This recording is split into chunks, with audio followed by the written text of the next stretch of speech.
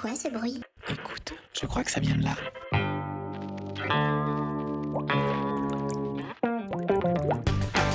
C'est l'été, vous écoutez du bruit dans le lavabo. 21 août, 2h44. Au milieu du tout petit appartement parisien, je suis assise sur une chaise jaune. Je ne suis pourtant pas un oiseau de nuit. Je suis rarement éveillée aussi tard. Mais je viens de voir l'avant-dernier épisode de cette série un peu moyenne, comme on en connaît tous. Les personnages sont attachants, donc on continue de regarder. Mais l'histoire s'est tellement dégradée qu'on regarde en arrière les premières saisons et on sourit avec un peu de regret. Et je me dis qu'il y a là-dedans quelque chose de la vie. On repense à tout ce qui a eu lieu, tout ce qu'on a traversé, et on pleure aussi. Des larmes, des sourires et des souvenirs. Je repense à cette phrase. L'homme qui tua Liberty Valance. Cette phrase. Quand la légende devient les faits, on imprime la légende. Je crois que les souvenirs marchent comme cela. Les grands événements de nos vies, ce sont ceux qui sont devenus des légendes pour nous. Et ce ne sont pas les grands événements de tout le monde. Le grand événement peut être aussi simple qu'un saut de joie après une victoire en Coupe du Monde, aussi dur qu'une insulte reçue d'un camarade dans une cour de récréation, aussi doux que le premier câlin d'un chat craintif sur les genoux.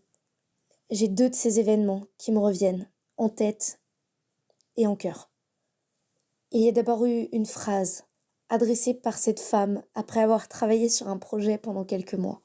« Garde ça », m'a-t-elle dit, « ta lumière. Et continue. Je t'en prie, continue. » Quelque chose comme ça.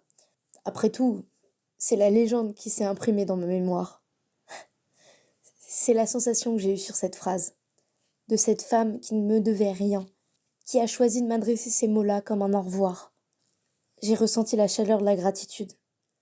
Et, pour la première fois peut-être, une immense confiance. Une porte venait de s'ouvrir.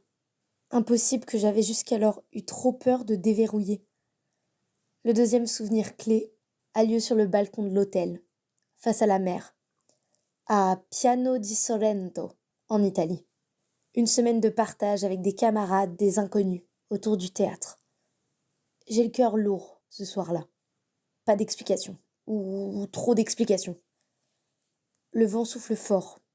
Je vois, au loin, un peu flou, la mer qui s'agite et le soleil qui descend. Elle sort sur le balcon et pose sa main sur mon épaule. « Ça va ?» elle demande.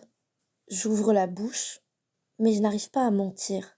Pas cette fois, pas par politesse, comme d'habitude. Je secoue la tête. Elle presse mon épaule. Je suis là.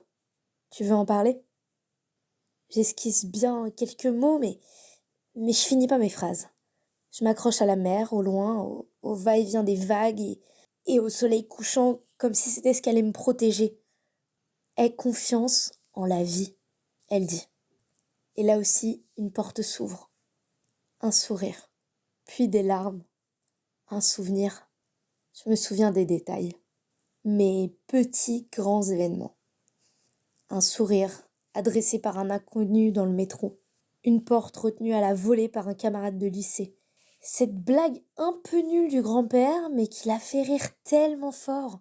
Cette cascade du chat, après cette course folle contre un tout petit insecte. Et je souris, et je pleure, et je me souviens. Et petit à petit, ces souvenirs deviennent des faits. Et petit à petit, ces faits deviennent mes légendes.